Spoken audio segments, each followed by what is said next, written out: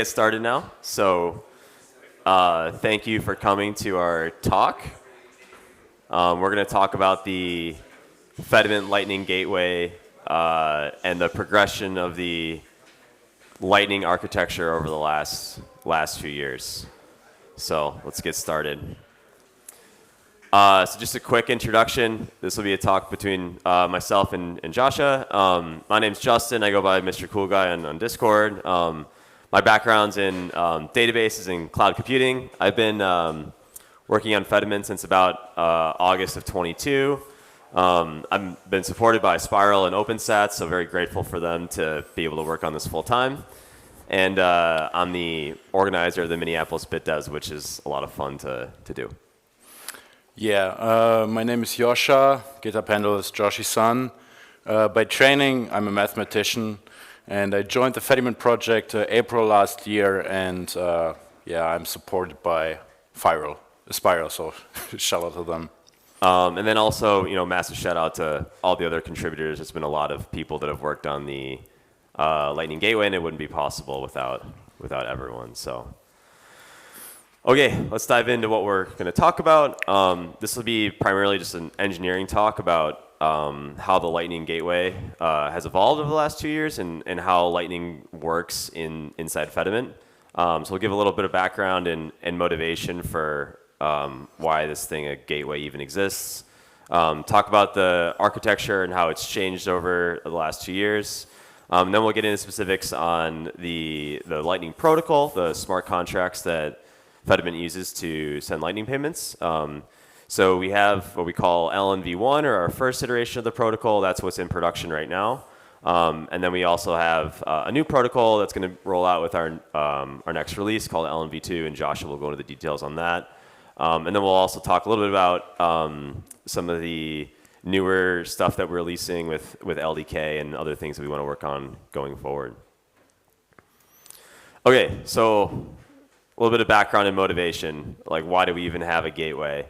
So on the right here, you can maybe see a typical maybe Fedimint setup. You have a federation, a lot of clients that might be phones or the command line, and then we'd like some connection to the Lightning Network to go back to the broader Bitcoin ecosystem. So why is this even necessary? Well, as we've said already, Fedimint is federated, and one option would be, why can't we just build like Lightning into the federation, like a federated Lightning node? And I think this is really appealing. I think a lot of people have thought about trying to do that, but it turns out it's actually very difficult to build. Not only for all the complexities of Lightning, but Fedimint is a consensus system, and we've found over the last, especially since being in production, that updating Fedimints are difficult. And with the fast-moving pace of Lightning, it'd be pretty difficult to build a federated Lightning node. So what's the other option? Well, the other option is to make a smart contracting protocol between a separate entity that allows for sort of a trust minimized interaction to provide this Lightning functionality. So the fundamental trust model for building this is that the gateways must trust the federation, but the federation does not need to trust the gateway. So gateways are simply liquidity providers that make a market for either receiving payments or making outgoing payments. And so that's kind of where, we'll get into it, but that's where our process called Gateway D, it kind of sits in between the federation and the broader Lightning Network. Okay, so what is a gateway? This image is taken directly just from the Fedimint docs. A gateway is essentially just a collection of clients. Collection meaning it can interact with more than one federation. And it interacts with the user client, being the end phone, the federation, and the Lightning node. It holds ecash to provide incoming liquidity, and this is where the trust assumption comes in. The gateways must trust the federation enough to hold their ecash. And it executes Lightning payments on behalf of end Fedimint users or Fedimint clients. So today we have 2 supported nodes. We support Core Lightning and LND. And with our upcoming release, we'll support LDK, which is an LDK-node integration. Okay, so diving into the architecture. So at the very beginning, we to provide Lightning functionality, there was a core Lightning extension only. So it kind of looks something like this. There was a Lightning node. Core Lightning has a multi-daemon architecture, so the extension runs as a separate process. And clients then interact with the extension directly. And the extension actually has the logic to that we'll get into in the next few slides on how to interact with the smart contracts in the federation. It turned out, this worked, but there's some obvious downsides. There's lots of logic in the gateway, in the extension, which made it somewhat difficult to debug. Core Lightning controls the life cycle of the extension process. So there's other things that you'd like to do with a gateway, such as maybe spend the ecash that it's holding. And with this architecture, you wouldn't be able to take your Lightning node down and do that at the same time. And then also at some point we wanted to add LND support. LND has a large market share of the Lightning nodes, and we'd love for more people to run gateways. So adding LND was fairly important. So we needed to change something. So we ended up making a new process, like I mentioned before, called Gateway D. And a lot of the logic that was in the extension before moved over to this new process. And the extension really only interacted with the Lightning node. So as part of this work, we abstracted away how we interact with our Lightning nodes, which is probably a fairly common problem with other protocols. And we have sort of a Rust trait that allows us to interact with either Core Lightning or, in this case, LND. And this architecture is totally valid. With the federation, you can have multiple gateways. They could be running separate Lightning nodes, and things should still work.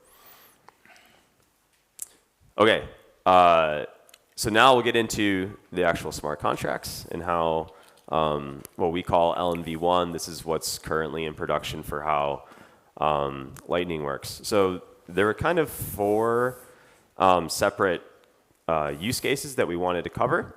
There's the outgoing payment case where, say, an end user client, maybe using the Fedi app, wants to send a payment over the Lightning network.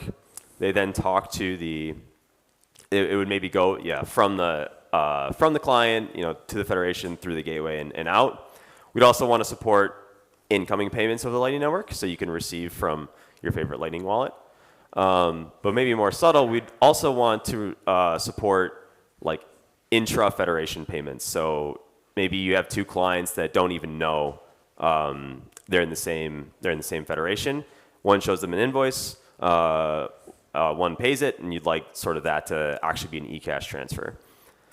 And then also we'd like to support inter-federation payments. So a gateway that might be connected to multiple federations that also does not need to go over the Lightning network. That can be, because the gateway in this case would be trusting both Federation 1 and Federation 2, it can sort of just do the swap and not touch the Lightning network at all.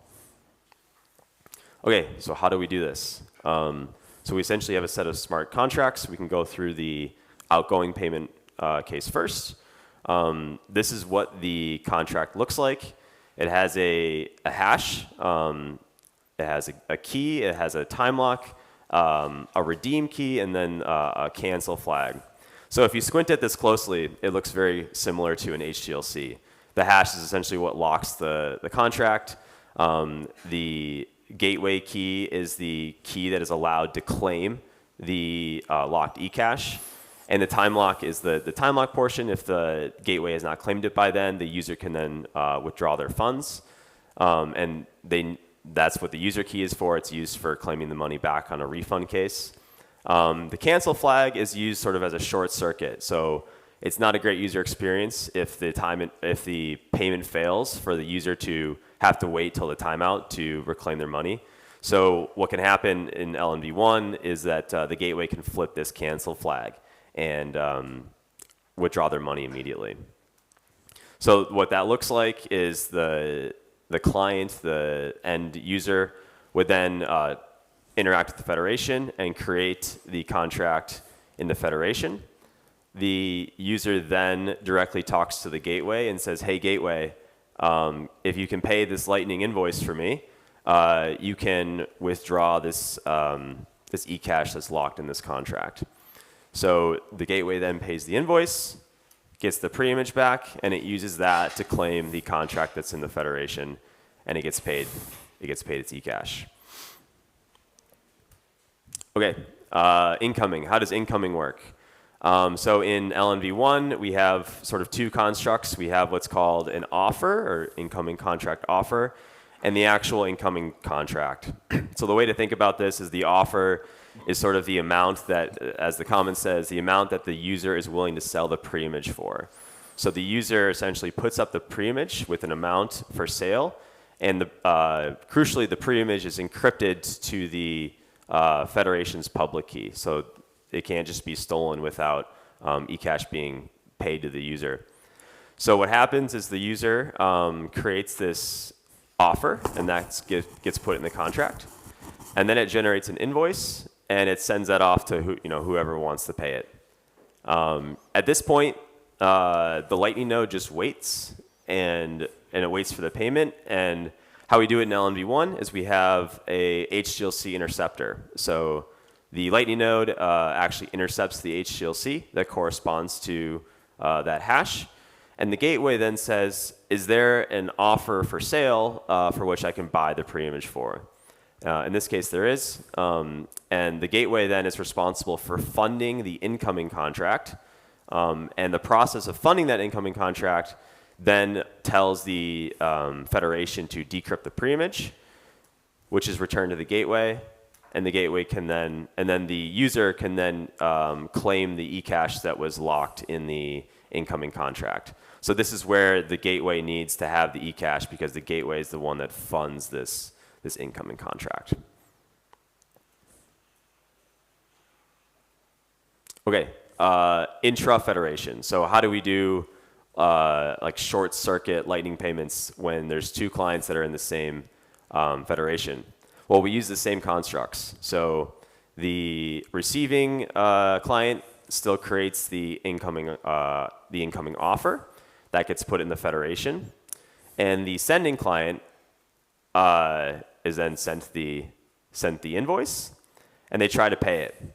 So because we know that they're in the same federation, and we can figure that out, we actually do a somewhat clever trick. We take the federation ID and we put it in the route hints of the invoice.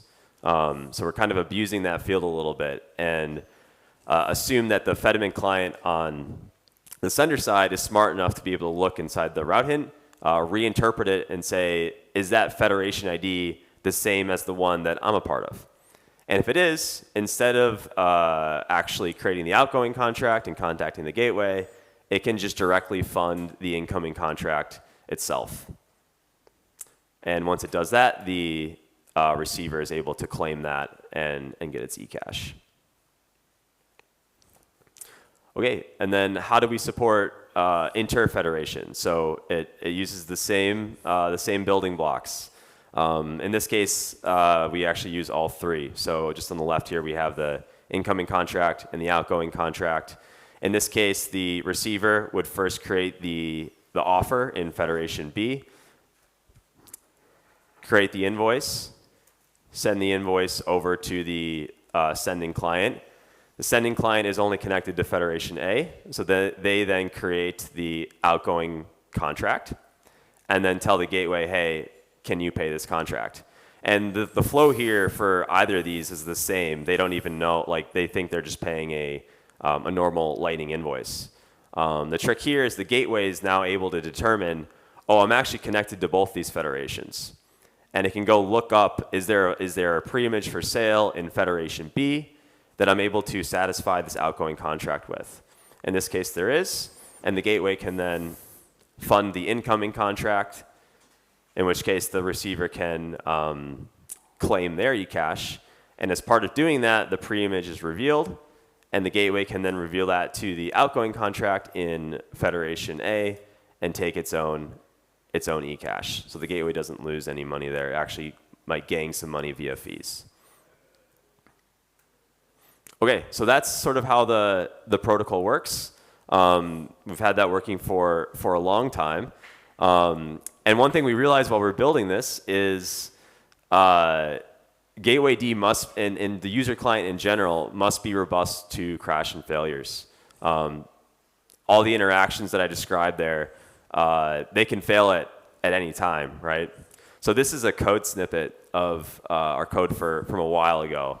And it's a pretty good example of why you need this robustness. So on the top here, this code snippet is when the gateway is trying to buy the preimage from the federation and then reveal it to either the Lightning Network or another federation to claim its money.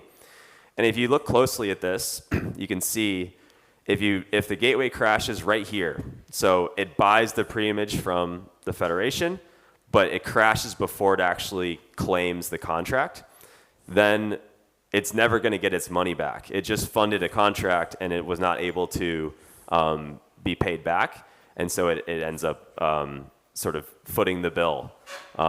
So the lesson is that like the protocol on the client side and on the gateway side must be able to resume these incomplete operations. If you've done one thing and you crash, it needs to be able to be smart enough to reboot and resume the operation. So the solution, and this is not just a gateway thing, we sort of did this throughout the entire Fedimint client, was to structure all these operations as state machines. These state machines have idempotent triggers and atomic transitions. So the triggers essentially all execute in parallel. The first one to return is then the corresponding transition function is executed, and that's guaranteed to be atomic.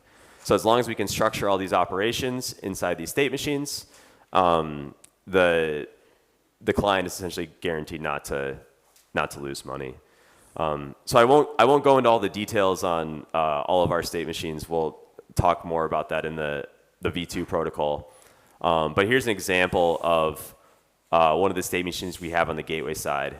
You can kind of see the different states and operations that it does to get from like paying an invoice to actually getting the preimage back.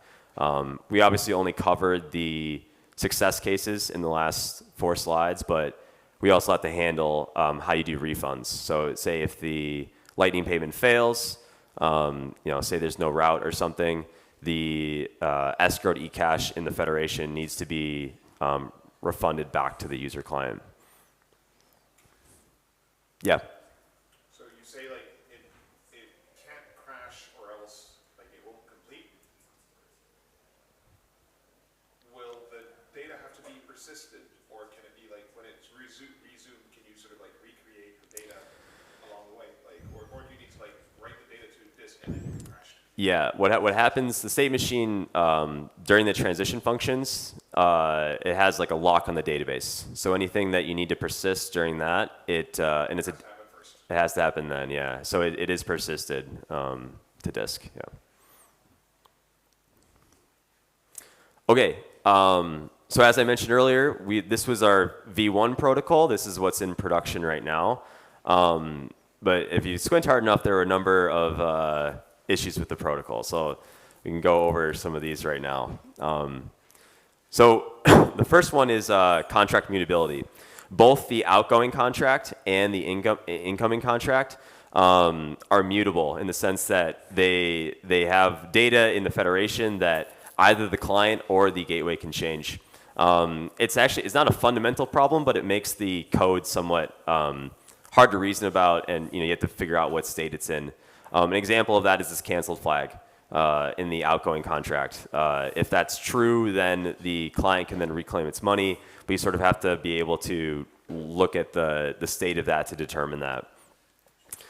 Another issue that Joshua will get more into is the federation is actually the one that decrypts the preimage in V1, which is not necessary. The gateway can do that. The incoming contract commitment, we also wanted to change with our new protocol. In V1, the incoming contract did not commit to the amount, which causes some issues regarding like if you You want to be able to commit to the amount so that the gateway can't play any games as far as creating new contracts that have different amounts. Invoice creation also required a round of consensus. So what I mean by that is how invoice creation worked in V1 was that the user client would create that incoming contract offer and then send that to the federation. And that had to be before the image could be returned, or the invoice could be generated to give to the sender. That contract had to be confirmed by the federation. So it has to go through a whole round of consensus, which user experience-wise, it's usually pretty fast, but if the federation's for some reason running slow, is a bit of a UX hurdle.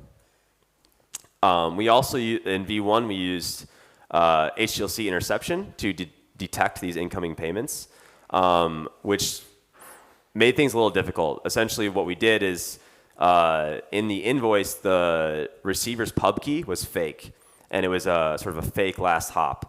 So in order to allow other Lightning clients to be able to find the gateways, we needed to put in the route hints of the invoices that, hey, you can actually pay this invoice, you just have to know how to route to this node. Because obviously a fake pub key in the receiver is, the sender node will not know how to find them in the Lightning graph. And this is somewhat related. In V1, the invoices were created by the clients, and that's why we had to do this fake pub key. Whereas, as we'll get into in V2, we changed that. Yeah, so I'll hand it off to Joshua to talk about the new V2 protocol. Yeah. Okay, let's start with the outgoing contract. Not much changes here. So when you like in Fedimint, paying an invoice is significantly simpler than receiving. And yeah, the only thing that we changed here is the outgoing contract is not mutable anymore. Before the gateway there are 3 different ways an outgoing contract can play out. It can be claimed by the gateway with the pre-image. It can be unilaterally refunded after it has timed out by the user. And it can be collaboratively canceled with the gateway, so then the user can do with the ecash in there whatever he wants. And it used to be the case that the gateway would do a transaction with the federation to set this outgoing contract to cancel, and then the user could claim it unilaterally. Since we don't want our contracts to be mutable anymore, it's going to be even more similar to an HTLC now.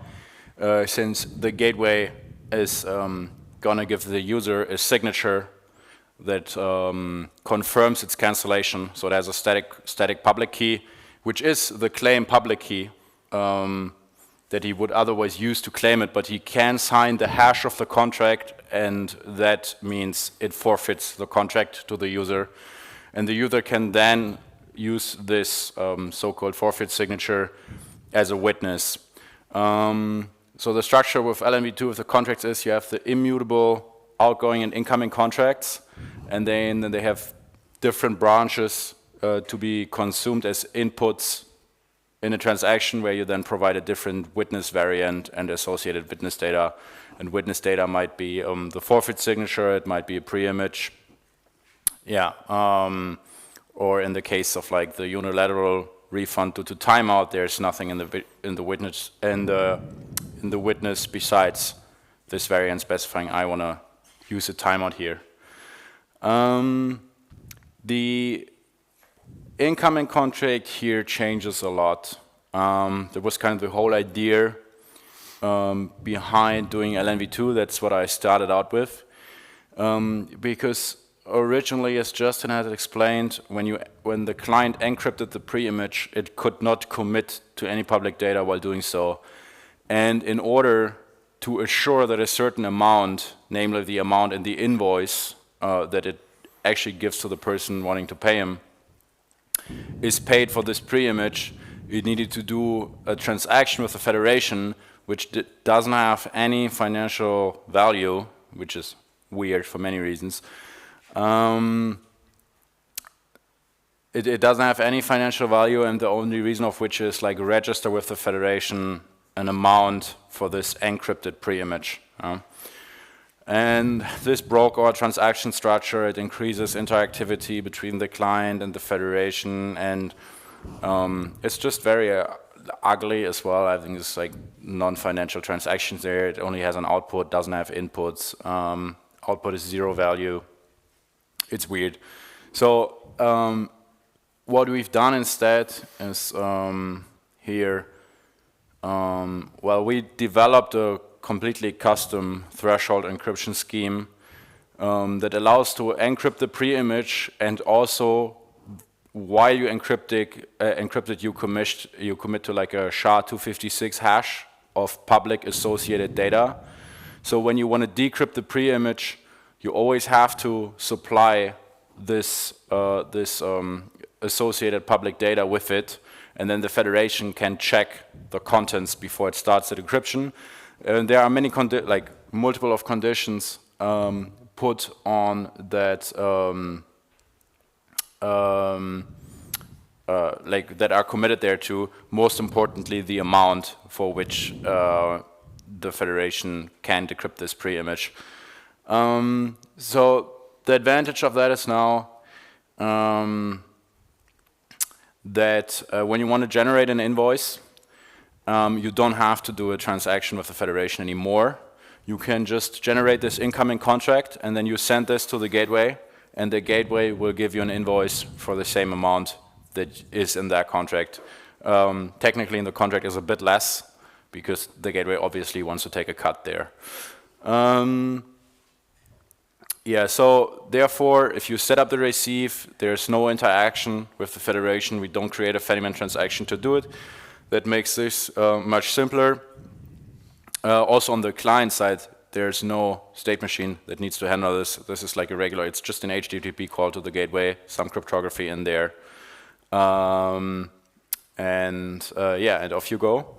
And the main trade-off here is that because now the interactions with the gateway and not the federation, the Lightning payments actually require a gateway now. So that the payment is no longer supported in V2. So yeah, before there was an edge case where if the gateway was offline, you can generate an invoice, and if it happens to be an intra-federation payment, which you don't know when you generate the invoice, then this is still successful while the gateway is offline the entire time. However, even with LNV1, since you don't know if it's going to be intra-federation or not, do you really want to create an invoice for a gateway that is offline right now? That is a really bad user experience because you think this payment is successful, can be successful. You give out the invoice, and then paying them not going to fail. It's just going to fail. So what we would rather have in that case, anyways, is that if you would try to generate the invoice, your app says, "Sorry, gateway's offline." So we changed this for LNV2. We want this online checks anyways. So LNV2 is not going to initiate payments anymore if the gateway is not online. This is like the first thing that is checked. And we use this online check to also fetch the invoice now from the gateway. It's not generated by, like before, we put the gateway in the route hint, and then we have this fake last hop, which is like kind of the user's fake Lightning node. Well, first of all, it's a bit weird. It's unusual use of Lightning, and we've seen probing issues with that, failing, I think, Strike to pay some of our gateways. So lesson here is use Lightning in the most canonical way possible. So we switch that. We don't mess around with the route hints themselves anymore at all. We just ask the gateway for an invoice, which is a HODL invoice. It's an established working concept, and then this is given back to the user. Yeah, so this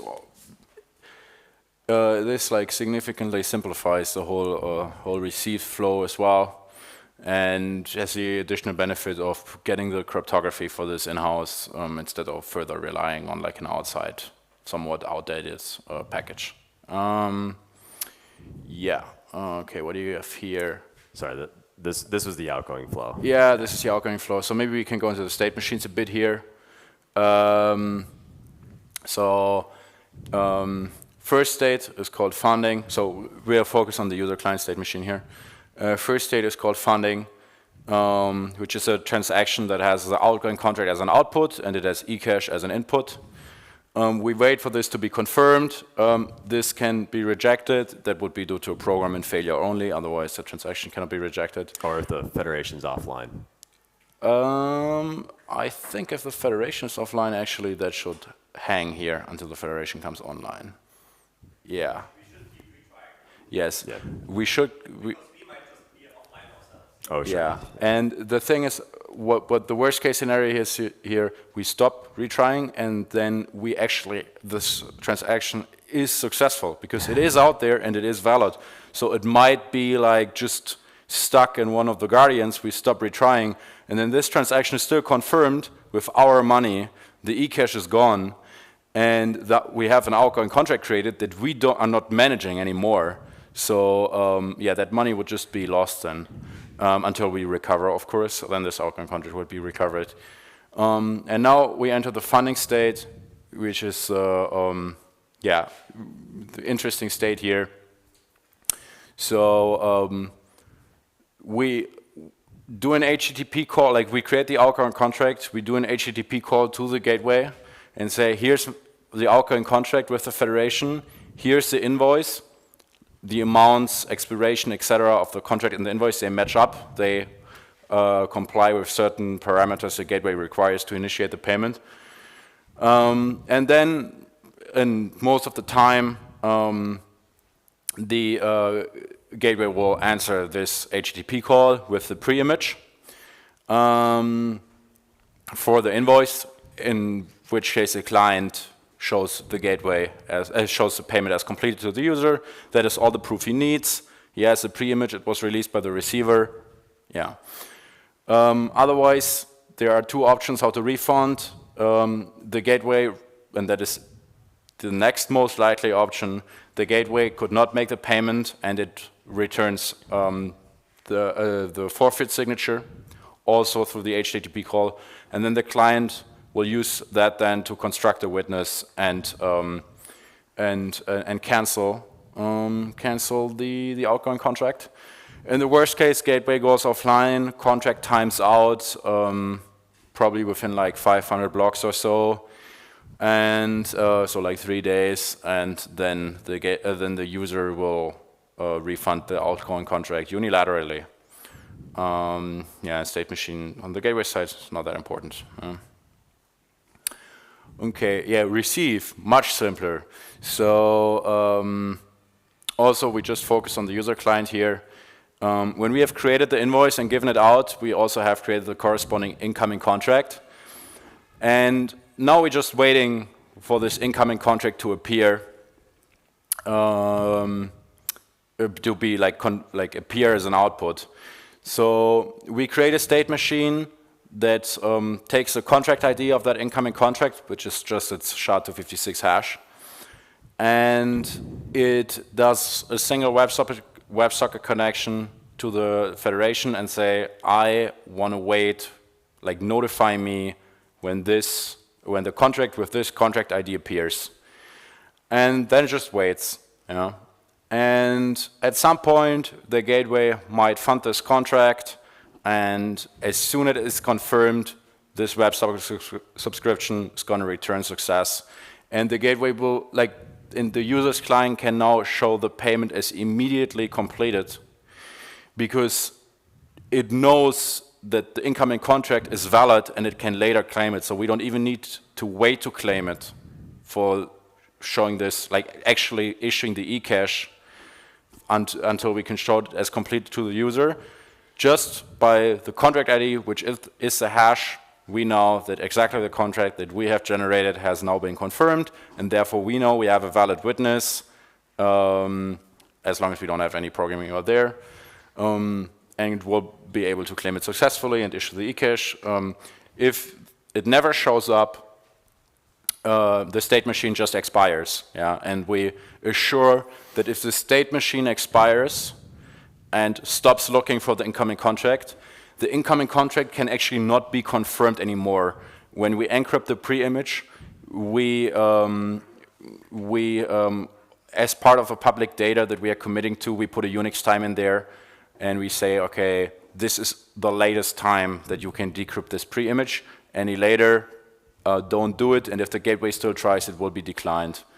So we can safely stop listening to this, or stop listening for the incoming contract, and are not risking that actually whoever wants to pay us makes the payment, but we stop listening for it, and then the money is just in the ether somewhere. Yes, so far for the state machine. What's the next Yeah, I'd one? like to point out too that the receive and the complete state machine are separate, and it's the same thing in LNV1. It allows us to sort of reuse them, say for the intra or the inter federation case or the incoming payment over Lightning case. So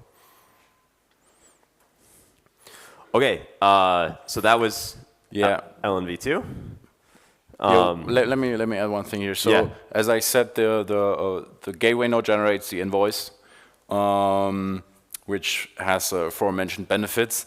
But furthermore, it actually kind of like registers, like implicitly registers the payment with the gateway. LNV1 did not do this. The gateway did not know that like someone just set up a payment coming for him, and that is fine for CLN and LND, where we can use HTLC interception for like unregistered incoming payments. However, LDK internally does not support it, and they need a payment to be set up with like a HODL invoice before. So yeah, therefore, what we want to do anyways, that the gateway generates the invoice, just makes this much simpler because it will implicitly register the payment while you're doing so with the Lightning source, thereby enabling LDK as a backend. Yeah, that's a great point. The part of the motivation for moving to LNV2 was to have an LDK gateway. And there's more benefits to LDK than just that too. As the slides say, right now running a gateway kind of requires managing separate daemons. You have to manage gateway D and then also either LND or core Lightning. And it'd be nice if you didn't have to do that. So essentially the way it'll work is, as with most LDK integrations, we use LDK-node, and it'll be directly actually inside gateway D itself. So gateway D will be a Lightning node, and you'll be able to manage your Lightning node from just by using gateway D. From the other work that we've done with LNV2, and then also just earlier, like abstracting away how we interact with the Lightning node, this integration was actually fairly straightforward. But we did need to build a decent amount of management tools because it's sort of an increase in scope of the gateway. The gateway is now also a Lightning node, so we needed all the typical, open channels, closed channels, and shout out to Tommy for spearheading most of that work. We also want to implement the LSP spec, so like the end vision for maybe a gateway operator would be not actually needing to manage liquidity at all, and you could do some interesting things with ecash there as far as how to balance. Okay, so shifting topics a little bit on the sort of topic of running gateways, we're hoping that with the new release in 0.5 that it'll be easier to run a gateway, but obviously today. Especially with the V1 protocol still was in production. There's still, like running a gateway kind of comes with all the challenges of Lightning and ecash, which a lot of people are probably not familiar with. But one takeaway is that like federations don't necessarily need to run their own gateway. As long as you sort of have this trust relationship, a different entity can run the gateway. So that's what we've done. We're running a production gateway right now. We've connected to a few federations, and so if you're a federation operator and want a gateway to be connected to you, let us know. There's still obviously a bit of manual interaction here because of the trust relationship, but we are running one of these, and we'll connect to you if you reach out. Also, inbound liquidity is also very much welcome to this Lightning node. We're kind of running this on a best effort basis. It's a community volunteer driven effort. So if payments start failing, just let us know and we'll fix it as soon as we can. Okay, just wrapping up a little bit. What's next? What can we do to further the Lightning Gateway? Well, right now we're focused on LNV2 deployment, getting new federations to upgrade, getting gateways to upgrade, and then getting client adoption. Would love to see more wallets integrate LNV2 because that's what will be in production going forward. But there's also a lot of other cool stuff we can do. Such as with LDK, we're looking into like backing up your channels using VSS. We'd like to enable MPP. Currently, Fedimint does not support incoming MPP payments. I mentioned the liquidity management via the LSP spec, and I think there's even some interesting things you can do with ecash there. And then obviously, we'd love to integrate Bolt 12 as well.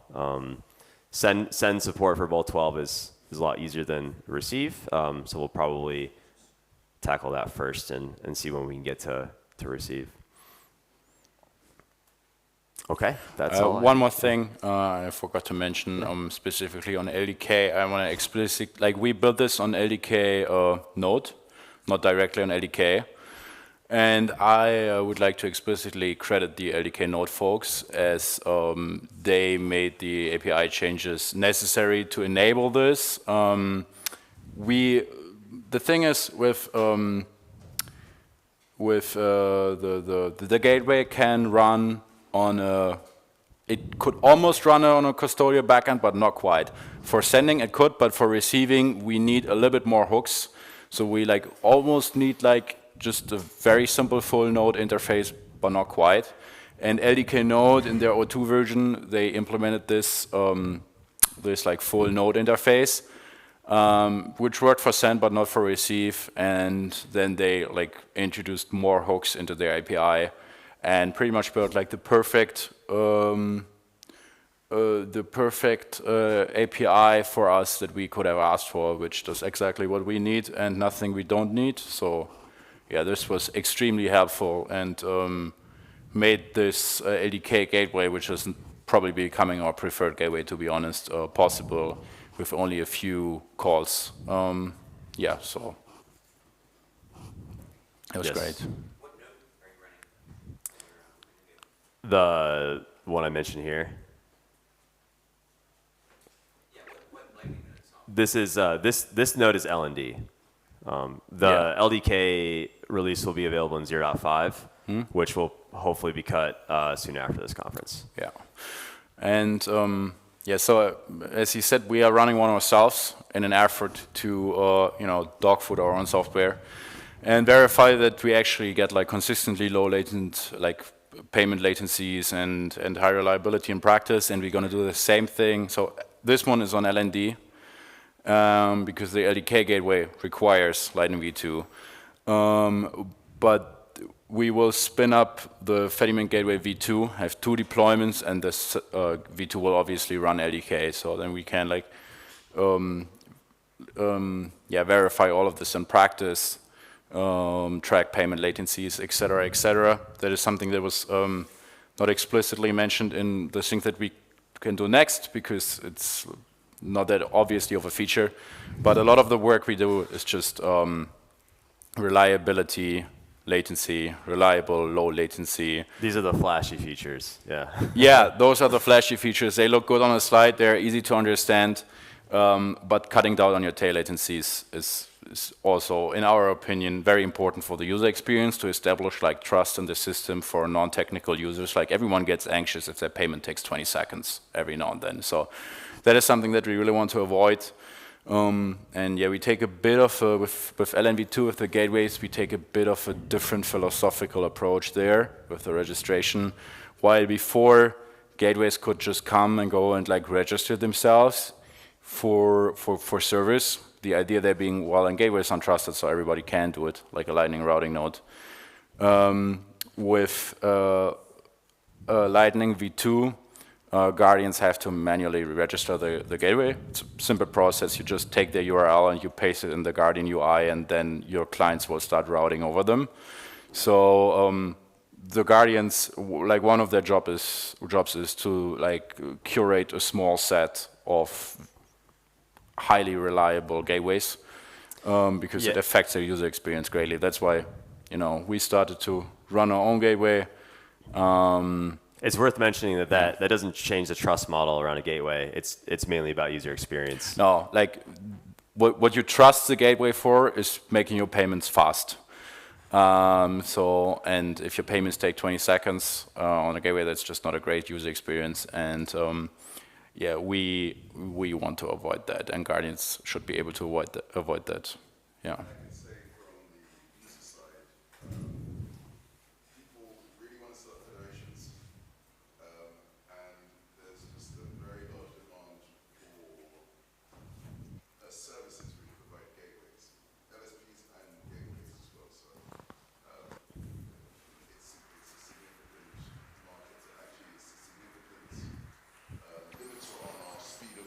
To create or get people to set up new federations. Yeah, and in my personal opinion, we should not make it, like, we should also focus on making it easier to run a gateway.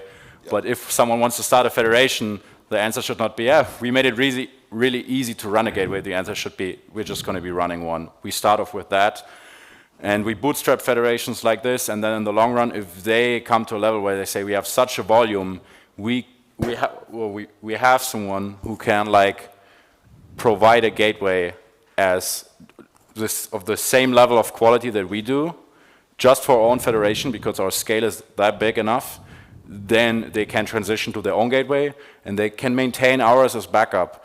So the clients, they will automatically start to distribute payments, and if one of the gateways goes offline, they will immediately switch to the other one that is online. So having multiple high-quality gateways is then great, because like why have more than one? The primary reason to have more than one is not that they have like different trade-offs. No, all of them are of like good quality, but that if one of them goes offline, even a high-quality gateway can go offline, maybe just due to like migrating it or maintenance, something like that. The users will experience zero downtime. Yeah, and I think that's just the fundamental trade-off that we made here. Yeah. Like, why build a gateway that's high availability when we can just have multiple ones? That's like the easiest way of making it highly available. Yep. If it is online, though, it has to be fast. That is kind of like, there's no way around that. One more point I want to highlight here again. In the beginning, we said that we have a gateway comes from the system being federated, and doing like a federated Lightning node is practically impossible. However, we achieve this really neat separation between custody and servers. And if you think about it, if you want to have that gateway separation, you would have one gateway per mint. But in our case, you can have 10 mints with 10 guardians each, all sharing the same 2 or 3 gateways for reliability. So you have like a 30x, 100x amount of users for the same gateway. And this then enables the scale that is needed to make running like a high quality gateway, which requires time and capital and technical expertise. You need to amortize this over a high number of users for this to make economical sense. And I think that is what can be achieved here very neatly. Yeah, so. And I guess if you're sending from one federation to another, then that's, you're not incurring the potential to generate revenues from that is even higher. Sorry, come again? Sending between one federation and another, you're effectively cutting out the Lightning network and still able to charge a fee. Exactly. Yep. So it's optimized. LNV2 is optimized also for this one situation where you have like where you have like maybe a handful of federations that are locally close, so they have a unique amount of traffic between them. In that case, it would make sense that they all they share the same handful of gateways, which also just from the trust situation makes sense.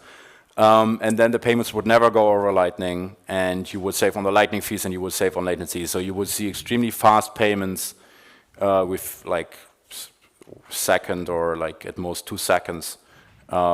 if Lightning payments between those federations are made. Yeah.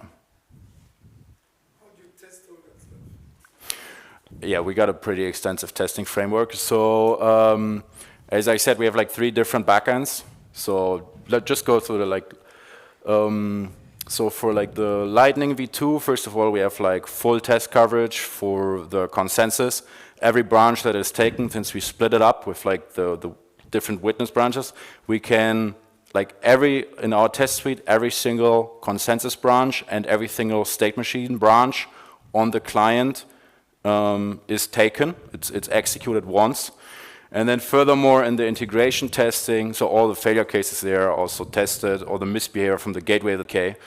And then we do, you get the testing matrices with the gateway, so like LDK, LND, LDK core, it's 9 different variants.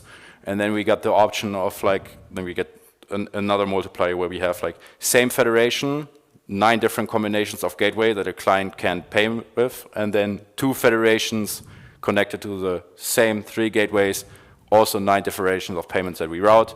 So every time we make a change, we route 18 Lightning payments, and I mean there's even more redundant testing, you got overlap, etc. It's a pretty big test suite. In addition to all the full. And the full integration coverage. tests actually spin up all these daemons. We have a crate called Fedimint that sort of handles a lot of that. So. And you can also test the latency shit there? Monitor rather than test? We do have some latency tests. They're not on LNV2 yet. As you said, that's something we're going to be investigating in the coming months. I mean, doing the latency test and that kind of test suite is difficult because all of this runs on the same machine. So latency comes there, or can come there, like primarily from like one of your workers being clocked, or I think just to put this into context, I think we spend a lot of money on CI. Yeah. So, and for me, like for my laptop, none of this runs locally. So you need a beefy machine to even be able to run this locally, or we are actually more transitioning to doing like remote compilation and remote testing. So you do the changes locally, and your editor runs locally, and then you sync to a beefy server, maybe on the order of like 32 cores, 128 gigs, and then you run it there. You compile and run it then on the remote machine. All the tests, we are not running mocks here. It's like actual LNDs, cores, core Lightning nodes, LDK nodes that are running on actual Bitcoin nodes, where we then, for example, manipulate the block time, etc. We got a whole testing framework for that. So, for example, the expiration, it's right there actually. So the expiration there is on block times. So we set up the receive, and then we start advancing the block time to tell them this contract is actually expired, and then it will trigger that state machine, and that is just like one test of like 24. Yeah. So yeah, that's kind of our standard for everything we ship, is like that level of test coverage. Yeah. Maybe a more dumb question. Literally, what is the state machine? Is it just like an enum that you're changing the enum value of and then having logic for? Yes, the state machine is literally just an enum. There's a bit more to it. There's like an executor that sort of executes these trigger functions in parallel. But yeah, that's the basic idea. In the module, it's very neat, because in the module you just see an enum, and then you define the triggers, and the triggers as like async futures, and the transition functions also as async futures. And for example, the transition functions, they get like a prefixed, so like a sandbox database transaction where you get like your separate namespace just for the modules. It's all isolated. You get all of that set up. You just really focus on your business logic and nothing else. And then the client magic comes in, which takes those like typed state machines. For example, you also get like a context passed in where you can like execute calls on the client itself. So and then the client takes those state machines for the modules, which are typed, and then there's type erasure on this, and then it has this like stack of type erased state machines from different modules with like type erased context, etc.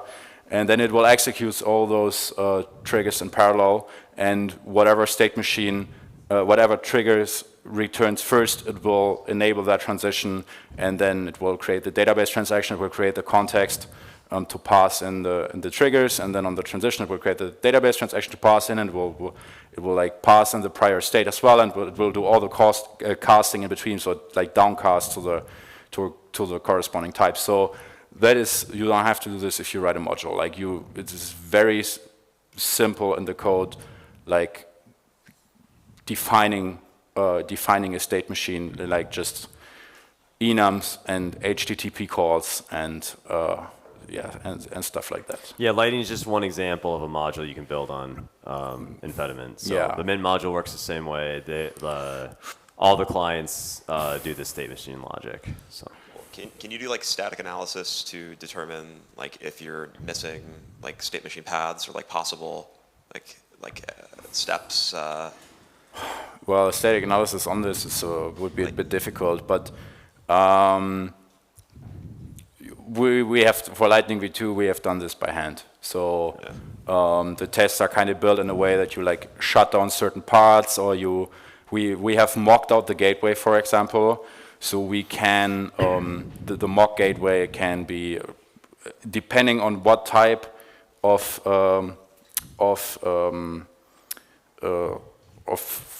hash the client requests, this mock gateway will have malicious behavior. It will only do like it will take certain branches which are otherwise, you know, it would usually take the fastest.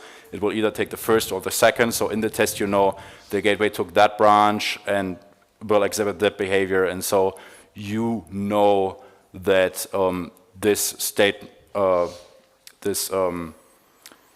when you achieve this final state, you know you would have had to take a certain path just to get there.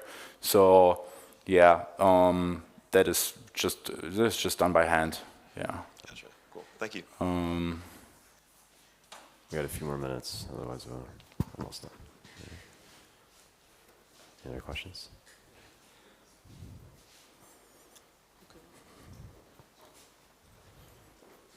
All right. Okay. I We'll wrap it guess. up there. Thank you.